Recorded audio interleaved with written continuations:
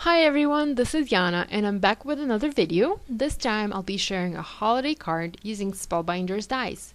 I filmed this a while ago but only got to editing this now, hopefully in time for the holidays. As always, I started working on my project by arranging the dies I wanted to use on my work surface. This always helps me to better plan and visualize my cards. The starting point for this particular project was this adorable reindeer that I die cut out of my favorite gold mirror cardstock. I used the 2015 holiday collection die. It's from the Reindeer and Sleigh die set from Spellbinders. I also selected some other dies. I have one from the Labels 42 and Labels 42 Decorative Elements, as well as one of the dies from Becca Feekin, the Arched Elegance pocket die. And this particular die actually lets you create pockets for your projects. It's perfect for invitations and that sort of thing.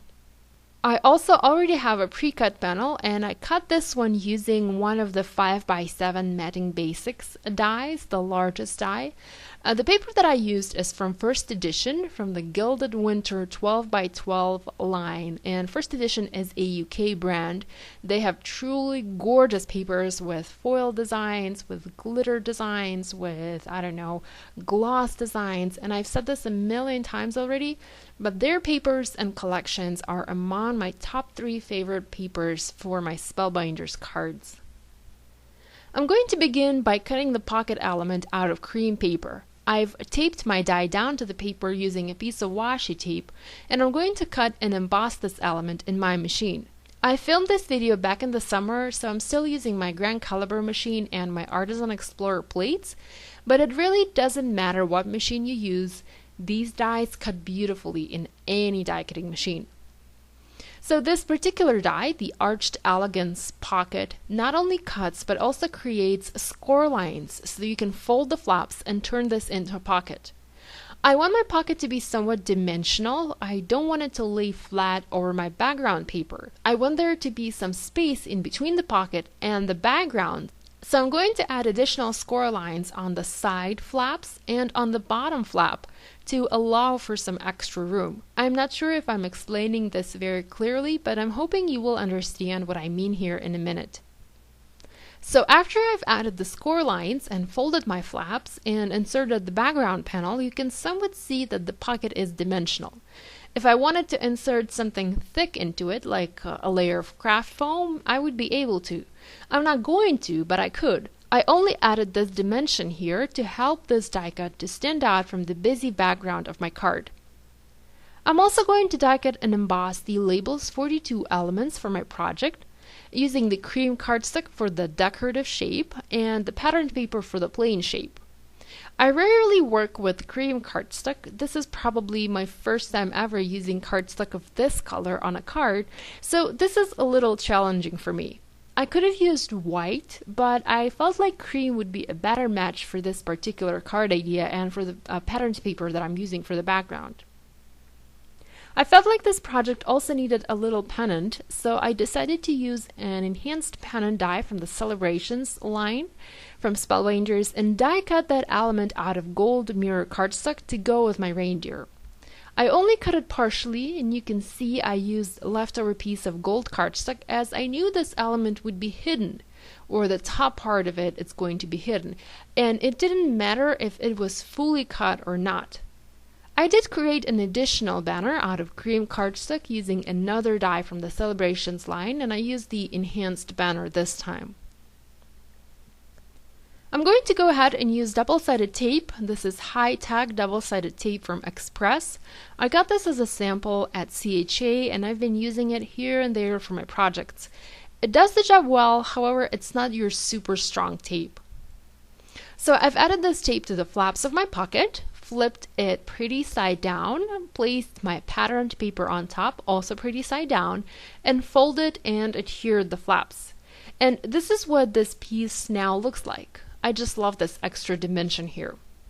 Now, I always like to have a lot of dimension on my Spellbinders projects, so I'm going to use foam adhesive squares to adhere my Labels 42 die cuts together. I feel like this extra dimension helps the die cuts to stand out and be more visible in your projects, especially when you use similar colors of cardstock or patterned paper. I'm also going to adhere my die cut banners together, and I'm kind of trying to figure out the best placement for these. Do I want the bottom one to be tucked into the pocket, or do I want both of these to overlap the pocket and be on top? Using some more of that double-sided tape to adhere the banners onto my base panel, and I'm using the grid lines of my cutting mat to make sure I have these centered. It's very helpful to work on a surface that has grid lines, as they do help you a great deal to keep things nice and straight. I've used some satin ribbon and tied one big bow on this card. I really love how Becca Feakin has large and pretty bows on her projects, and I've been wanting to try that myself. I'm going to add a large gold jam brad on top of this, and this is actually a very old product. I think it's from Karen Foster from like 5 years ago. I have a bunch of her brads in different colors, and I honestly never use them, so this was the time to use this particular brad. I tried to poke a hole through the ribbon and attach the brad the usual way, but that was very hard to do since I had quite a few layers of ribbon there. So I ended up sort of looping the brad around the knot. I hope you can see this up close and understand what I mean. I'm adding a double layer of white fun foam to adhere my label's 42 die cuts. Like I said, I love dimension, and foam squares weren't working for this particular part. They weren't giving me as much dimension as I wanted, so I used fun foam instead. It might seem like it's going to be two-dimensional, but because we have that large bow over there, it's going to look quite beautiful in the end. I've die cut a tag using another die from Spellbinders, and I'm going to use this to heat emboss a sentiment. I'm using gorgeous Lyrical Script stamp set from Alt New and heat embossing it in gold embossing powder from Hero Arts. It's my all-time favorite gold embossing powder. It's nice and detailed and perfect for sentiments. In case you're wondering, my stamp set, the Alt New stamp set, is a prototype, so this is why it looks slightly different from the usual stamp sets. I also used a hole punch and punched a hole in my tag to make it look like a real store-bought tag. I once again used grid lines of my cutting mat to make sure the hole is made in the center. Next, I'm using a bit of gold thread to tie the tag onto my card, or onto my ribbon, or onto the brad. I wanted to have an additional bow there at first, but ended up not doing it. I felt it was looking too busy, so I only tied a knot and trimmed off the edges of the thread to make it almost invisible. I've once again used foam adhesive squares to adhere my reindeer, and now I'm using another panel cut out of gold mirror cardstock and adhering it behind my entire decorated panel to add a little bit more of that gold to this project. Going to adhere this onto a cream card base and finish making this holiday card.